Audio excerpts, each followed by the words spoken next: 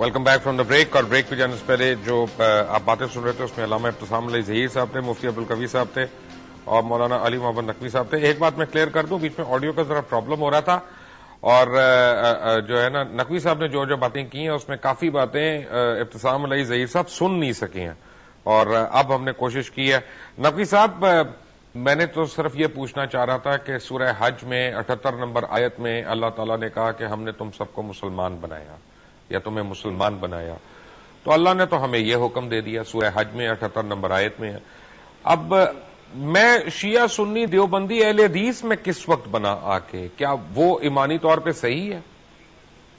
دیکھیں یہ سوال تو بہرحال کسی ایک کو نہیں, بہت سارے لوگ ہونے چاہیے تو ان سے سوال ہو کہ یہ شیعت اور سنی اور پھر اہل سنت کے اندر اتنا مسلکی جو اختلاف آیا یہ کہاں سے آیا. خیر ہم تو یہ کہتے ہیں کہ ہم نہیں, اختلاف میں کوئی برائی نہیں ہے حضرت, اختلاف میں برائی نہیں ہے.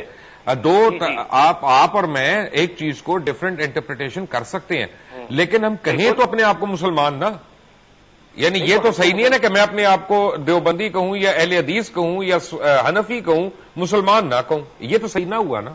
نہیں یہ کون کہتا ہے کہ ہم مسلمان نہیں ہیں؟ مجھ سے پوچھ, یہ ابتسام علیہ ظہیر صاحب سے پوچھ لیجیے. نہیں حضرت, آپ کو پتہ ہے جو میں کہہ رہا ہوں کہ ابتسام علیہ ظہیر صاحب, آپ ہو گئے, مفتی عبدالقوی صاحب ہو گئے, سب میری بات اس پہ اتفاق کریں گے کہ ہم اپنے مسلک کو ہم ترجیح دیتے ہیں. نہیں ترجیح دیتے ہیں, ڈیپینڈ ضرور کرتے ہیں, ترجیح والی بات. دیکھیں معذرت کے ساتھ ہمارے یہاں آپ کبھی نہیں دیکھیں گے کہ یہ جو مسجد ہے وہ مسلمانوں کی نہیں ہے. ہمارے یہاں مسجد پہ مسلمہ طور پہ مسجد لکھا ہوتا ہے, اس کے علاوہ کوئی فرق نہیں ہوتا.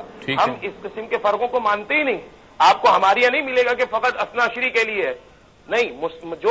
جو احکام ہیں اسلام کے ہم ان کو بے نہیں مانتے جو نازل ہوئے ہیں خدا کی طرف سے.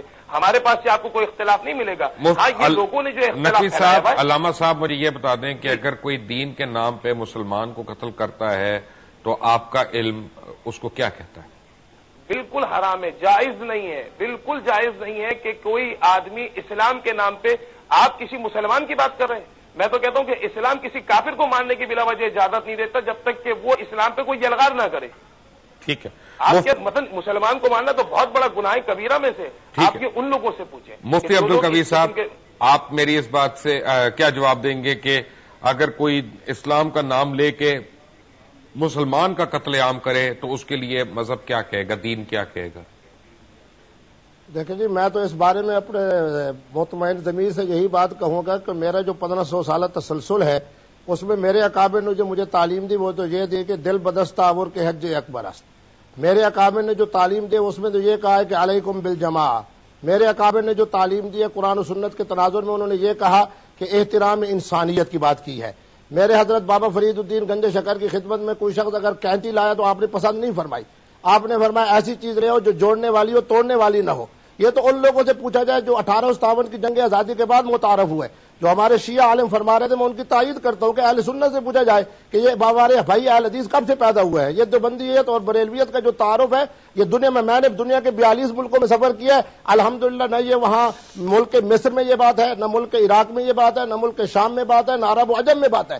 وہاں صرف یہ ہے کہ اہل السنت والجماعہ یہ وہ خوبصورت تشخص تھا جو اس فطرے کے زمانے میں جب حضرت ایک سیکنڈ آپ مجھے بتائیں, ایک سیکنڈ مفتی عبدالقوی صاحب مجھے صرف ایک بات بیچ میں بتاتے جائیں. آپ نے اتنا بڑا آپ نے وہ اسٹیٹمنٹ دے دی ہے, کیا سعودی عربیہ, کویت, بحرین, یو اے ای میں آپ نے عید میلاد النبی کے جلوس دیکھے؟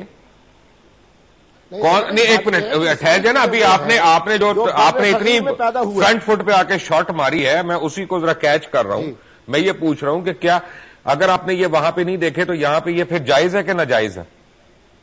نہیں دیکھیں نا جی, بات یہ ہے کہ اہل السنہ ہونے کی نسبت سے ہم یہی کہیں گے کہ جو چیز قرآن و سنت میں ہے وہ درست ہے, اس کے بعد جو اضافہ ہے وہ غلط ہے, خواہ بدعت کی صورت میں ہو خواہ جس صورت میں بھی. دیکھیں حضرت, یہ تو آج آپ کی مہربانی ہے, آپ یہ مان رہے ہیں, لیکن آپ کو پتہ ہے نا کہ یہ ہو رہا ہے. حضور کی سنت میں ایک چیز عرض کرنا چاہوں گا اگر تھوڑی سی گزارش. بسم اللہ. مثلا یہ کہ یہ عبدالقوی صاحب جو کہہ رہے بدعت, تو اس میں بدعت میں ہی بہت سارے مسئلے آ جائیں گے.